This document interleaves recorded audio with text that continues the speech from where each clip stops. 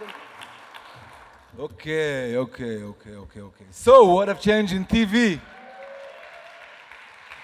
A lot, and I can promise you it's just the beginning. Okay, it's technology, it's business issues, but above all, it's the evolution of the human race, or as our friends from the States call it, the Nielsen families. Look how sweet they are, sitting there, stuck together in front of the TV, just where we want them to be, all the time, forever.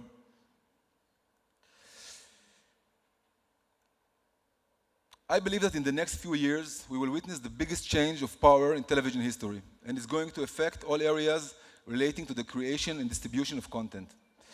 The old gods of television still hold the wheel of this multi-billion-dollar truck, but the new type of viewers, soon to dominate the 1849 demographic, won't sit quietly in the back seat.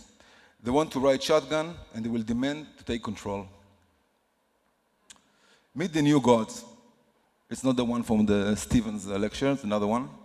They are among us, even brushing shoulders with the old gods right here in this conference right now. All you have to do is look at them consuming media to get a glimpse into the future. They're all over the place. They're here and there and everywhere. And you have to work hard to satisfy them and answer their needs. Of course, you don't have to. You can think that it's all total bullshit, that the same rules that dominate TV for decades will stay intact, and the television is so strong and dominant in people's lives that they will never want it any other way.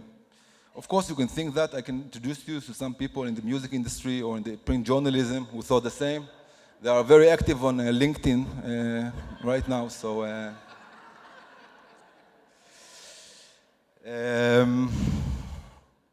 okay, everything got screwed up in the... But anyway.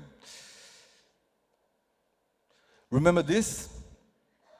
Remember this? I do. When I grew up, as I said before, it was not far from here, actually. That device was the centerpiece at every home. It was heavy, connected to the wall, and served just one purpose: talk. That's it. You didn't even know who is calling, and mobility was defined by how long is your cord.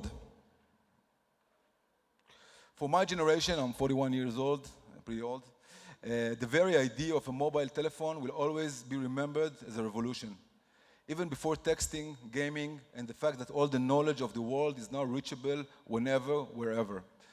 You just have to make sure you have reception or Wi-Fi and, of course, enough battery life.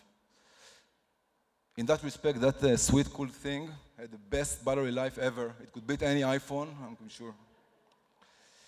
For the new gods, all this is the simple fact of life, like water coming out of a tap. A new study called 0 to 8 Children's Media Use in America 2013 that was published last week found that 3/4 of all kids have access to mobile devices at home, and be sure that they enjoy that access. By the way, on another report I just saw yesterday, it said that 1/4 of the children in America live on food stamps. So that maybe explains the missing quarter. So this is the figure for children under 8. Now let's focus on the really fresh prince and princesses. In 2011, 10% of kids under 2 had used a mobile device. Now, just 2 years later, that number jumped to 38%. And you can be sure it's going up. More smartphones, more tablets, more screens all over the place. The average home now has at least 3 connected devices. In my home, I counted 9. Maybe I missed 1 or 2, but as I said before, I have 5 kids, so it can happen.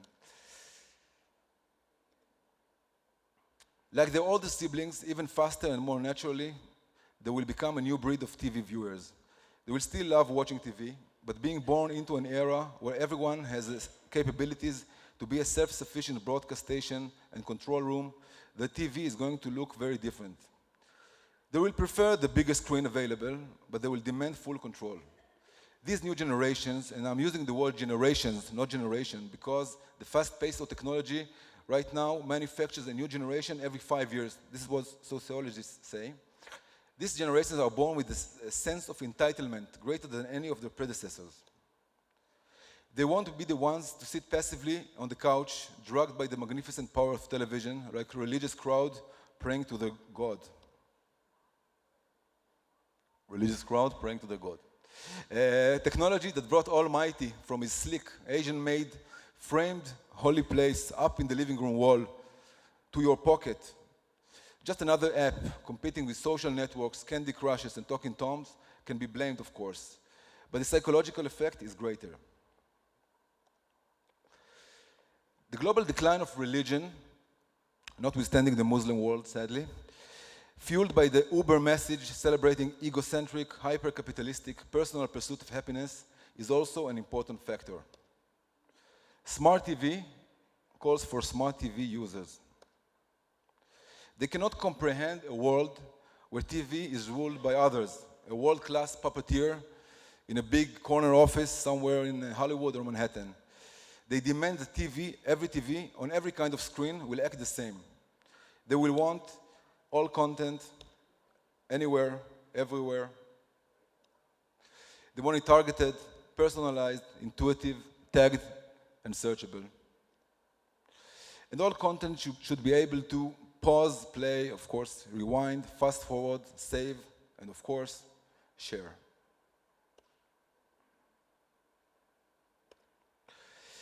In 1968, Andy Warhol coined this famous phrase, "In the future, everyone will be world famous for 15 minutes." 38 years later, British artist Banksy, I don't know if you know him, but nowadays he's doing a lot of noise in New York, had a different take on the subject. He said that in the future, everyone will be anonymous for 15 minutes. Thanks to 2 decades of prospering reality TV, and of course, Facebook, Twitter, Instagram, and YouTube, the taste of fame is now reachable, even trivial. The front-facing camera, introduced by the iPhone 4 just 3 years ago, and nowadays an essential basic feature on every phone and tablet, changed the game. The point of view literally changed. All eyes on me. It's all about me, myself, and I, and how many likes I'm worth. In August 2013, a couple of months ago, the term selfie made its debut into Oxford Dictionary, where it is defined as a photograph that one has taken of oneself, typically one taken with a smartphone or webcam, and uploaded to a social media website. The Urban Dictionary picked it up way back, as you can see from its definition. A picture taken of yourself that is planned to be uploaded to Facebook, MySpace, yes, MySpace, or any other sort of social networking website. You can usually see the person's arm holding out the camera, in which case you can barely tell that this person does not have any friends to take pictures of them. So they resort to MySpace to find internet friends and post pictures of themselves taken by themselves. A selfie is actually accompanied by a kissy face or individual looking in a direction that is not toward the camera. By the way, a poll commissioned by Samsung found that selfies make 30% of all photos taken by people aged 18 to 24. What do you think of that selfie? The selfie is not just a passing trend. It's much more substantial. Much more substantial. By the way, these are, of course, fake selfies, but don't you worry. There are a lot of real ones. Celebrity selfies. My dear friend Rihanna, who just been in Israel and became the enemy of the state. World leader selfies. I consider Sasha and Malia world leaders, of course. I wanted to put a Shimon Peres selfie. I just saw yesterday, Roy Sikov just showed me a selfie he took yesterday with Shimon Peres, but I couldn't get the picture. But Peres does that also, of course. Even the Holy Father himself gets it, as you see. He wants it in the right position because he's afraid they're going to see he's a little bit balding. So, And check this out, funeral selfies. This is the hottest new thing coming to you on the wings of postmodernism. This is beautiful stuff, really. You can watch it for hours. The basic notion of living life became living life that can be documented, uploaded, shared, and searched. The task of constantly producing pieces of evidence that show what a great superior life you are having, and hopefully making everybody else jealous, makes you think that you are not less important than any interesting or any again, makes you think that you are not less important or interesting than anybody else on TV. Your opinion matters, and you want to be heard in real time.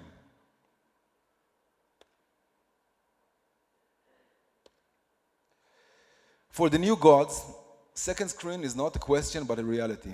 They are already distracted to the smartphones or tablets while watching TV, sometimes even viewing another video while the TV is on, chattering in the background. For 40 years, this little body, the remote control, dominated viewing habits. Now it's the mobile device, and to call it second screen is a denial.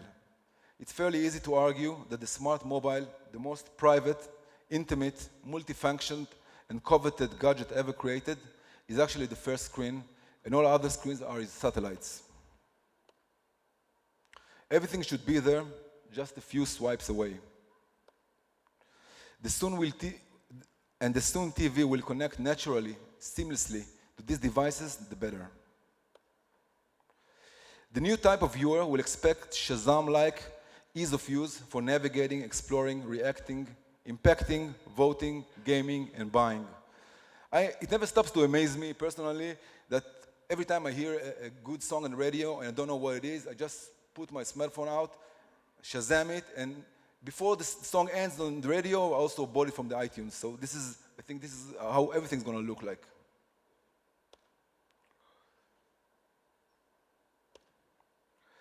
So TV is not going to disappear. Even the new gods will have from time to time a full, annoying day that calls for just leaning back on the sofa, absorbing the flickering lights and distracting banter. But I'm sure it's going to make TV much better. You will not get away with a mediocre sitcom that is lucky enough to get a good slot following a hit show or a big sports event. The medium is not the message anymore. The people are the medium. Insightful. When you create a show these days, it's not enough to wish that people will watch it.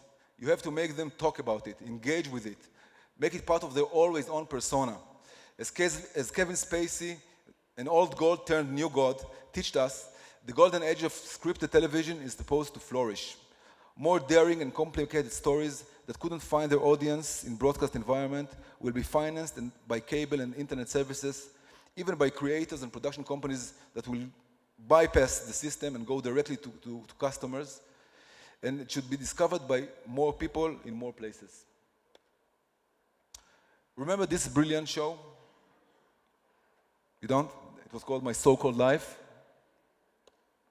And this one, you remember it? Did you know that this genius show almost didn't make it to second season and was saved by avid fans who binged watched the DVD and made a lot of noise out of it? The fragmentation, as we learned from the experience on the internet, will let more ideas and point of view that could never survive in ratings-driven TV for the masses. Naturally, we're focusing on television because it's a television conference, but the new gods will also have different views on politics and current affairs. Now they are voting through an app to decide who will go to the next level on a talent show. Tomorrow, they will vote with the same devices and methods on political issues, even elections. Democratization won't be stopped at picking shows at Netflix. Insight again. Write it down. The power of one is going to be noticed and make news. Think Edward Snowden. Think Bradley Manning. Think Julian Assange. Think Occupy Wall Street, Pussy Riot, and even the Arab Spring. That's a beautiful picture. I love it, personally. Maybe I'll take it to my iPad as a cover shot. It's the narcissistic culture, powered by modern communication and easy reach of information, mix that with the growing disbelief in government and corporate, and it will explode. You can feel the anarchy, but it would be better to embrace the change. We are all going to witness knowledge is power at its best and worst. So anyway, thank you very much, and may God be with you always. Bye.